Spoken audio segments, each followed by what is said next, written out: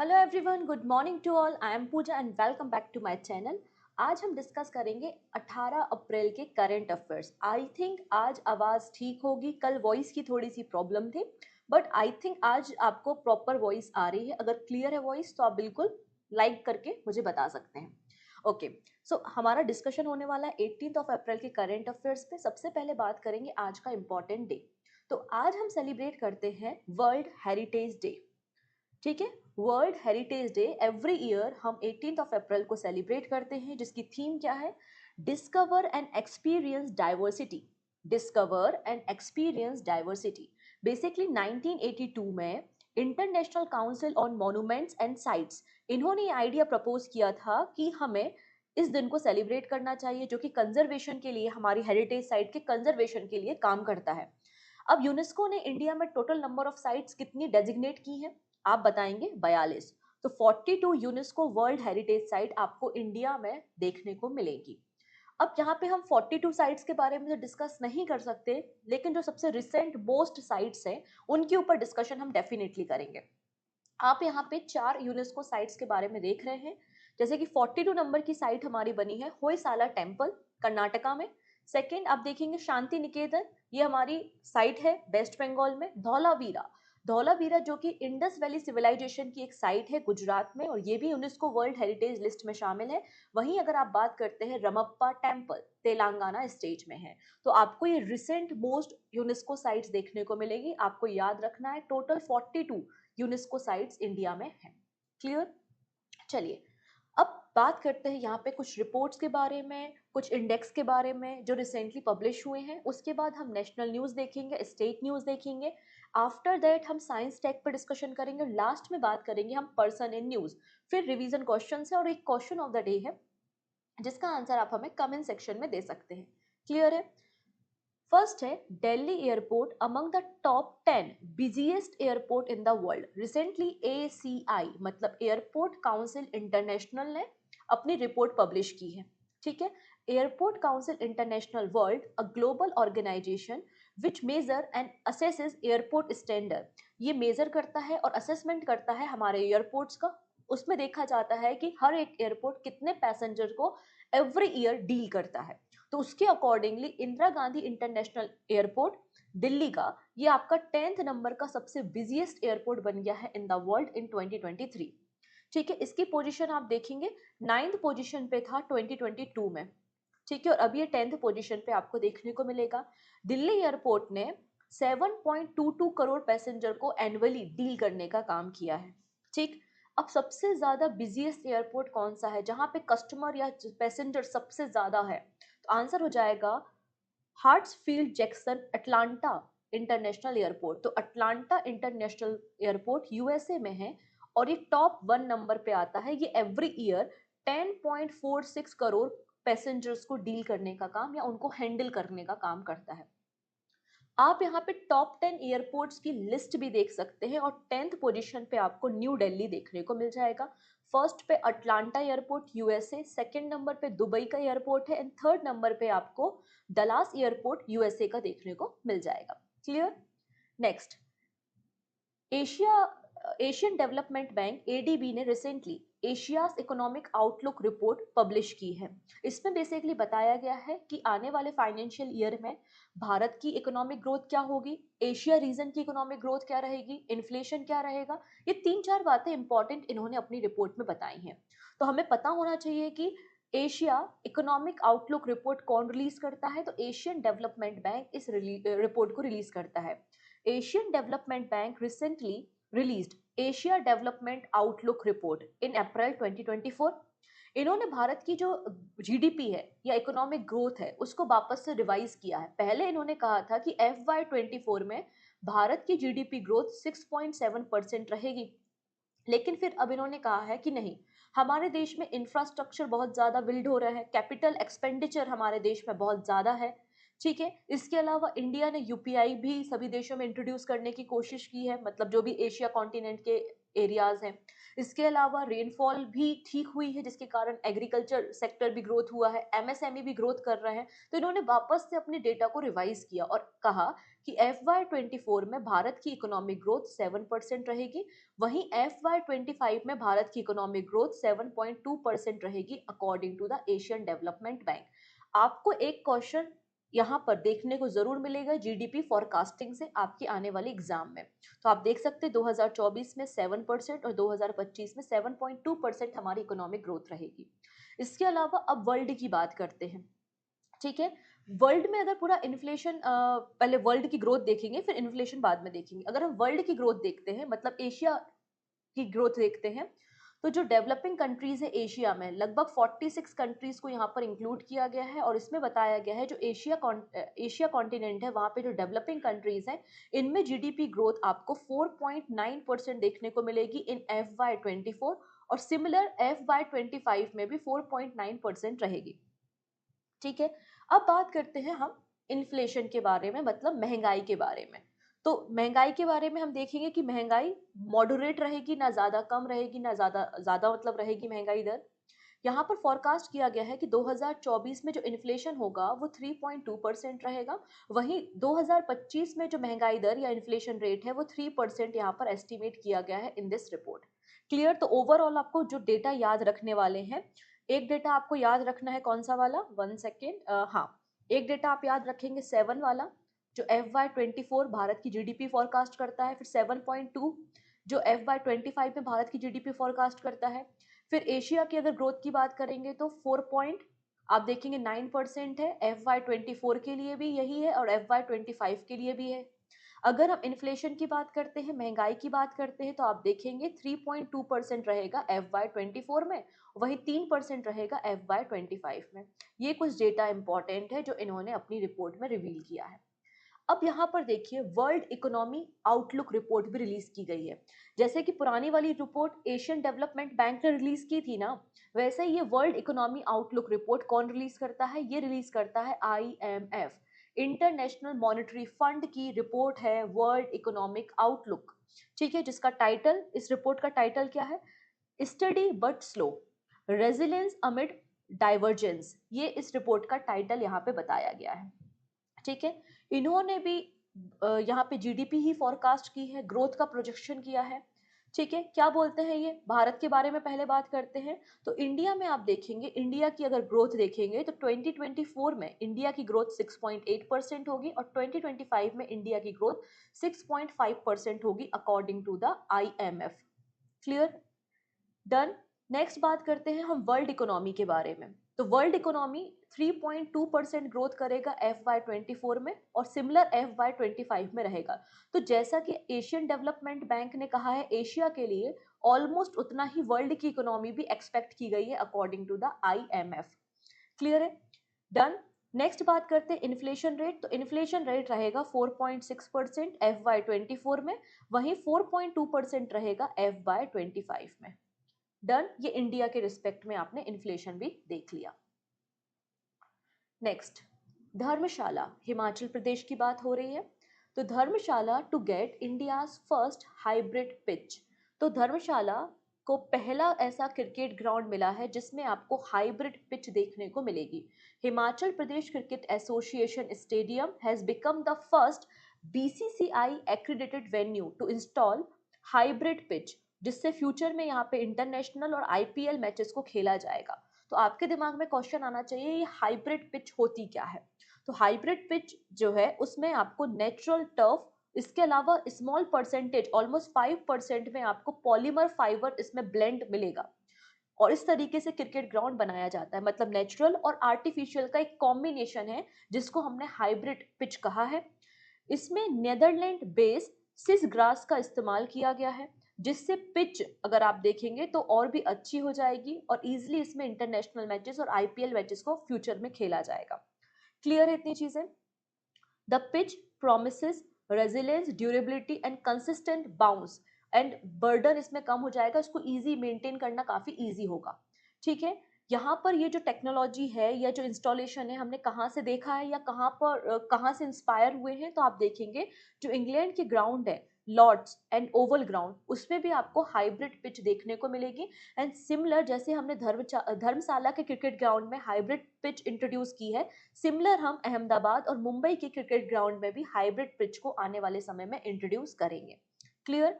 चलिए, अगले स्टेट के बारे में बात करने से पहले एक छोटी सी इंफॉर्मेशन है अबाउट द पीजीएफ। तो डेली करंट अफेयर्स होता है मॉर्निंग 8 पर, ठीक है। सुबह 8 बजे आपके सभी कॉम्पिटिटिव एग्जाम के लिए करंट अफेयर्स इंपॉर्टेंट है, इसलिए अगेन मैं आपसे रिक्वेस्ट करना चाहती हूँ कि आप ज़्यादा से ज़्यादा लोगों के बीच में लिंक को शेयर करें, और पहली बार आ रहे हो तो चैनल को सब्सक्राइब कर लेना, जिससे अपकमिंग क्लासेस के नोटिफिकेशन मिल सके। एंड वीडियो के एंड में जो क्वेश्चन ऑफ द डे होगा उसका आंसर आप हमें कमेंट सेक्शन में देंगे, तो ज़्यादा से ज़्यादा लोग आंसर देने की कोशिश करेंगे, और लाइक बटन पे क्लिक तो डेफिनेटली करना ही है। अब पीडीएफ आपको मेरे टेलीग्राम से मिल जाएगी, आप सिंपली सर्च कीजिएगा पूजा जैन CA 247। ओके, चलिए अब बात करते हैं RBI. RBI ban on bank of Baroda world bank. Actually BOB ने बीओबी वर्ल्ड एप्लीकेशन लॉन्च किया था, लेकिन इस एप्लीकेशन में देखा गया कई सारे साइबर क्राइम्स हो रहे हैं, स्कैम्स हो रहे हैं, जिसके बाद यहाँ पे आरबीआई ने बोला है कि आप कोई भी नए कस्टमर जो हैं उनको आप यहाँ पर ज्वाइन नहीं कराओगे, उनको आप नहीं फैसिलिटी दोगे वर्ल्ड ऐप की। क्लियर है?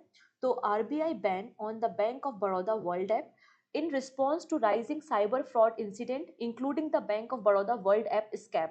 इसलिए आरबीआई ने इस मोबाइल ऐप को यूज करने से नए कस्टमर के साथ बैन कर दिया है। ऐसा कैसे किया आरबीआई ने? तो ऐसा किया कि जो बैंकिंग रेगुलेशन एक्ट 1949 है उसका section number 35A, banking regulation act 1949 के सेक्शन 35A के जरिए ये सस्पेंशन किया गया है। बैंक ऑफ बड़ौदा का फॉर्मेशन 1908 में हुआ था। सायाजी गायकवाड़ थर्ड इसके फाउंडर हैं। नेक्स्ट है सैटेलाइट कॉल्स। अच्छा, एक बात बताओ, जब आप किसी को फोन करते हो तो क्या होता है? तो आप फोन करते हैं तो आपका जो कॉल है वो आपके जो नेटवर्क है, एंटीना नेटवर्क होते हैं, वहां तक आपका ट्रांसफर होगा कॉल, ठीक है, एंटीना के पास या मोबाइल टावर के पास जाएगा, और वो सिग्नल फिर दूसरे मोबाइल टावर के पास जाएंगे और मोबाइल फोन से कनेक्शन किया जाएगा। क्यों ना इन टावर्स को एलिमिनेट ही कर दिया जाए और डायरेक्टली आपका फोन कॉल कनेक्ट हो किससे? सैटेलाइट से। तो इसे हम क्या कहेंगे? सैटेलाइट कॉल्स कहेंगे। क्लियर? तो Chinese scientist have developed the world first satellite that enable smartphone to make direct call through it. तो यहाँ पे पहला ऐसा सैटेलाइट चाइना ने तैयार किया है जो स्मार्टफोन को डायरेक्टली सैटेलाइट से कनेक्ट कर देता है। मतलब फोन कॉल कनेक्ट करने के लिए आपको मोबाइल फोन में मोबाइल टावर की रिक्वायरमेंट नहीं है। तो एक इनोवेशन है कम्युनिकेशन सेक्टर में। जब कोई इमरजेंसी होती है, नेचुरल डिजास्टर होता है, तो उस केस में ये सैटेलाइट कॉल्स इंपॉर्टेंट हो जाते हैं। यहाँ पर ये जो सैटेलाइट चाइना ने तैयार किया है जो डायरेक्टली कनेक्ट कर रहा है स्मार्टफोन और सैटेलाइट को, ये सैटेलाइट का नाम क्या है? तो आप देखेंगे तिंग तोंग प्रोजेक्ट का एक पार्ट है। ठीक है, तिंग तोंग प्रोजेक्ट का आपको एक पार्ट देखने को मिलेगा। और ये जो तिंग तोंग प्रोजेक्ट है इसके अंदर 3 सैटेलाइट्स को 36,000 किलोमीटर की हाइट पर इंस्टॉल किया जाएगा। मतलब आप कह सकते हैं इन्हें जियो सिंक्रोनस ऑर्बिट में इंस्टॉल किया जाएगा। क्लियर है? इसके अलावा हुबई एक जो कंपनी है वो इंट्रोड्यूस करने वाली है, जो कि एक चाइनीज मैन्युफैक्चरर कंपनी है, वो इंट्रोड्यूस करने वाली है पहला सैटेलाइट कंपेटिबल स्मार्टफोन को ये लॉन्च करेगी। नेक्स्ट है लेक करीबा। अब ये न्यूज़ में क्यों है, पहले हम ये जान लेते हैं। तो लेक करीबा का जो पानी है वो लगातार सूख रहा है, ड्रॉट की सिचुएशन बन रही है because of the El Nino effect. Rainfall कम हुआ जिसके कारण यहाँ पे सूखे की समस्या पैदा हो रही है। तो क्वेश्चन आपसे ये बनेगा कि लेक करीबा कहाँ पर है? तो लेक करीबा आपको अफ्रीका कॉन्टिनेंट में देखने को मिलेगा, और ये वर्ल्ड की लार्जेस्ट मैन मेड लेक है जो इंसानों के द्वारा तैयार की गई है बाय द वॉल्यूम। ठीक है, बाय द वॉल्यूम पानी की क्वांटिटी के हिसाब से। अब ये लेक आपको जाम्बिया और जिम्बाब्वे की बॉर्डर पर देखने को मिल जाएगी। ठीक है, बेसिकली यहाँ पर एक नदी है जिसका नाम है जाम्बेजी रिवर, और जाम्बेजी रिवर में जो डैम बनाया गया है, तो डैम के कारण जो रिजर्वायर तैयार किया गया है ना, वही है आपका lake Kariba. Done. Next, renewable energy capacity of India. Recently ministry of new and renewable energy ने बताया कि हमारी टोटल रिन्यूएबल एनर्जी कैपेसिटी क्या है। मतलब FY 23-24 जो अभी फाइनेंशियल ईयर हमारा खत्म हुआ है उसमें हमारा रिन्यूएबल एनर्जी कैपेसिटी कितनी थी, हमने कितना प्रोडक्शन एक्स्ट्रा किया है रिन्यूएबल एनर्जी में। तो इन्होंने कहा कि लास्ट ईयर के कंपैरिजन में 21% ग्रोथ हुई है रिन्यूएबल एनर्जी में। मतलब 2023-24 में हमने एडिशनल 18.48 गीगावाट रिन्यूएबल एनर्जी को प्रोड्यूस किया है। ठीक है, डन। जिसमें सोलर इंस्टॉलेशन कितना है, 12.78 गीगावाट्स का सोलर इंस्टॉलेशन है, और विंड एनर्जी कितनी है, तो 2.27 गीगावाट की आपको विंड एनर्जी देखने को मिल जाएगी, according to the data which is published by ministry of new and renewable energy. अब भारत की टोटल रिन्यूएबल एनर्जी कैपेसिटी क्या है, ये तो एडिशनल जो हमने यहाँ पे जनरेट किया है 2023-24 में। अब हमारे देश की टोटल रिन्यूएबल एनर्जी कैपेसिटी क्या है, तो आंसर हो जाएगा 76.37 गीगावाट आपको 2014 में देखने को मिलेगा, और तब से बढ़कर ये कितना हो गया है, 178.98 गीगावाट हो गया है। ठीक है, अब हमारा एक टारगेट भी है। क्या है हमारा टारगेट, कि हमें 500 गीगावाट रिन्यूएबल एनर्जी प्रोड्यूस करनी है बाय 2030। Clear, done. अब लीडिंग स्टेट कौन से हैं रिन्यूएबल एनर्जी के प्रोडक्शन के मामले में, तो फर्स्ट नंबर पे गुजरात एंड राजस्थान आते हैं। गुजरात और राजस्थान की कैपेसिटी है 27 गीगावाट ईच। ठीक है, इसके बाद तमिलनाडु, देन कर्नाटका एंड महाराष्ट्र आपको देखने को मिल जाएंगे। अब गवर्नमेंट्स ने क्या एफर्ट्स लगाए हैं वो भी यहाँ पे बताया गया है इस रिपोर्ट में। ठीक है, तो इंडिया ने भी रिन्यूएबल एनर्जी प्रोजेक्ट में या फिर रिन्यूएबल एनर्जी सेक्टर में कई सारे एफर्ट्स लगाए हैं, जैसे कि हमने यहाँ अप टू 100% एफडीआई अप्रूवल किया है कि आप ऑटोमेटिक रूप से जो फॉरेन इन्वेस्टर है वो रिन्यूएबल एनर्जी सेक्टर में अप टू 100% तक फॉरेन डायरेक्ट इन्वेस्टमेंट हो सकता है। ठीक है, इसके अलावा इंटर स्टेट ट्रांसमिशन सिस्टम। अब जैसे कि कोई स्टेट है और वो दूसरे स्टेट के किसी ग्रिड से यहाँ पर इलेक्ट्रिसिटी सप्लाई करता है, तो इसे हम क्या बोलेंगे, इंटर स्टेट ट्रांसमिशन सिस्टम बोलेंगे। इस पे जो चार्जेस लगते हैं उसको भी वेव ऑफ कर दिया है, उसको भी एलिमिनेट कर दिया है। इसके अलावा PM Kusum scheme, rooftop solar program, green energy corridor और बायो एनर्जी प्रोग्राम, ऐसे कुछ इनिशिएटिव हमने रन किए हैं रिन्यूएबल एनर्जी सेक्टर में। ठीक है, चलिए नेक्स्ट है इसरो। इसरो के चेयरमैन कौन है, एस सोमनाथ हैं, और इन्होंने रिसेंटली कुछ और बातें कही हैं, अपने कुछ अपकमिंग मिशंस के बारे में बताया है। क्या कहा है, तो एस सोमनाथ जी ने recently 42nd inter agency space debris coordination committee की जो एनुअल मीटिंग हो रही थी बेंगलुरु में, वहां पर कहा कि इसरो अपना एक प्रोग्राम लॉन्च करेगा और 2030 तक जो डेबरीज है, मतलब जो कचरा फैला हुआ है स्पेस में भारत के कारण, उसको हम एलिमिनेट कर देंगे। होता क्या है, आपने कोई सैटेलाइट लॉन्च की, अब सैटेलाइट का जो टाइम पीरियड था वो 10 ईयर 15 ईयर्स है, उसके बाद क्या हुआ, वो सैटेलाइट खराब हो गई या उसने फंक्शन करना बंद कर दिया, लेकिन वो तो स्पेस में ही है, किसी ऑर्बिट में ही चक्कर लगा रही है, तो ये सब क्या हो जाता है, स्पेस के लिए डेबरीज हो जाती है, कचरा हो जाता है। तो इसरो का मकसद है कि आने वाले स्पेस मिशन में यहाँ पर 2030 तक हम डेबरी फ्री कर देंगे स्पेस को। इसके अलावा अगर बोला जाए, इन्होंने बताया कि करेंटली 54 स्पेस क्राफ्ट हमारी ऑर्बिट में है। ठीक है, along with some other non functional objects भी यहाँ पर काम कर रहे हैं। इसके अलावा आपको पता है कि 2035 के लिए अनाउंसमेंट किया था कि 2035 तक हम अपना खुद का स्पेस स्टेशन, भारतीय अंतरिक्ष स्टेशन को ओपन करेंगे, और इस डायरेक्शन में भी हम काम कर रहे हैं, ऐसा इसरो के चेयरमैन ने हमें बताया। ठीक है, अब इसरो एक और काम करने वाला है, इसरो लॉन्च करेगा प्रोब 3 मिशन। और ये जो प्रोब 3 मिशन है ना, वो ईएसए मतलब यूरोपियन स्पेस एजेंसी का है, और प्रोब 3 मिशन क्या करेगा, सन की स्टडी करेगा, सन की कोरोना की स्टडी करने का काम करेगा। ठीक है, so probe 3 mission of ESA to study sun will be launch by the ISRO. तो यूरोपियन स्पेस एजेंसी का मिशन है, प्रोब 3 इसका नाम है। ठीक है, इसमें क्या करेंगे, बेसिकली सन की स्टडी तो करेगा, इसमें 2 सैटेलाइट लॉन्च किए जाएंगे टुगेदर। ठीक है, दोनों सैटेलाइट को साथ में ही लॉन्च किया जाएगा, और ये दोनों सैटेलाइट पैरेलली एक दूसरे के साथ सिंक में ही मूव होंगे, और इनके बीच में क्या होगा, एक इंस्ट्रूमेंट होगा जो कि लगभग 144 मीटर यहाँ पर लॉन्ग एक इंस्ट्रूमेंट होगा, जिसका नाम होगा सोलर कोरोनाग्राफ। और ये सोलर कोरोनाग्राफ जो है वो सोलर के कोरोना की या सन की जो कोरोना है उसकी स्टडी करने का काम करेगा। क्लियर, मतलब 2 सैटेलाइट है, पैरेलल चल रहे हैं, इनके बीच में एक इंस्ट्रूमेंट लगा हुआ है, इसको हमने सोलर कोरोनाग्राफ कहा, और ये सन की कोरोना की स्टडी करेगा।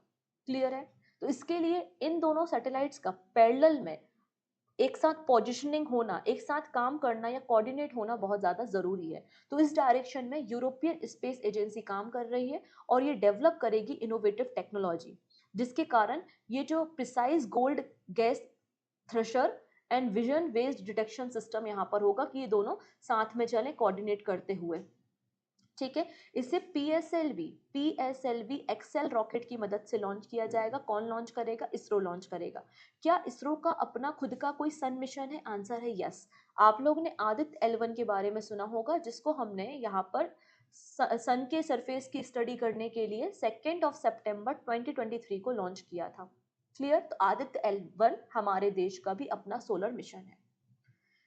अब बात करते हैं अंत में कुछ इंपॉर्टेंट पर्सन। तो यहाँ पर आप एक पर्सन देख रहे हैं, इनका नाम क्या है? अमिताभ बच्चन है, और इन्हें लता दीनानाथ मंगेशकर अवार्ड दिया जाएगा। ठीक है। हिंदी सिनेमा के लिए जाने जाते हैं अमिताभ बच्चन, और इन्हें अपकमिंग मतलब थर्ड लता दीनानाथ मंगेशकर अवार्ड दिया जाएगा। ये अनाउंसमेंट किसने की है, या फिर ये अवार्ड कौन देता है? आंसर हो जाएगा मास्टर दीनानाथ मंगेशकर समिति, प्रतिष्ठान, public charitable trust and the Mangeshkar family इसे देती है। बेसिकली लता मंगेशकर जी की याद में इस अवार्ड की शुरुआत की गई थी 2022 में।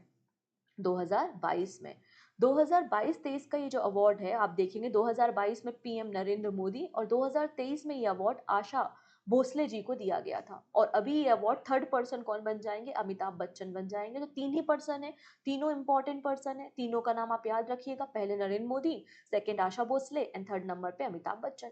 सिंपल है। नेक्स्ट बात करते हैं कुवैत के new prime minister. Recently Kuwait के न्यू प्राइम मिनिस्टर अपॉइंट हुए हैं, जिनका नाम है शेख अहमद अब्दुल्ला अल अहमद अल शबा। वहीं भारत पे जिसका फॉर्मेशन 2018 में हुआ था, तो भारत पे ने अपने नए CEO, chief executive officer appoint किया है नलिन नेगी को।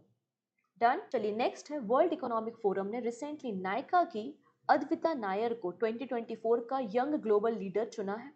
इसके अलावा अगली जो पिक्चर देख रहे हैं, यह है दलीप सिंह, और Dalip Singh oldest living pilot थे इंडियन एयरफोर्स के। He passed away recently at the age of 103। Done.